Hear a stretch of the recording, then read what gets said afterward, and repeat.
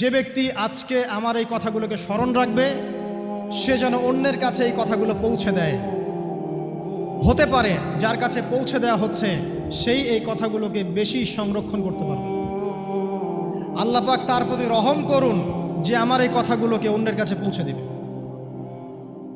নবীজির ভাষণ। এরপর নবীজি বলছেন, জেনে রাখো নিশ্চয়ই তোমাদের পরস্পরের, মুসলিমদের পরস্পরের সম্পদ, পরস্পরের রক্ত, পরস্পরের এই যে জান মাল ইজ্জত, এগুলো একে অপরের জন্য হারাম।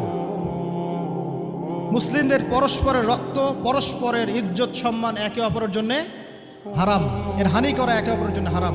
ঠিক যেমন আজকের এই দিন হারাম, এই শহর হারাম, এই মাসও হারাম।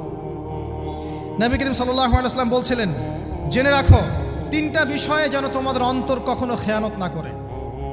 তিনটা বিষয়ে তোমাদের অন্তর যেন কখনো খেয়ানত না করে। এক, তোমরা যে কাজটাই করবা শুধু আল্লাহ পাকের সন্তুষ্টির জন্য করবে।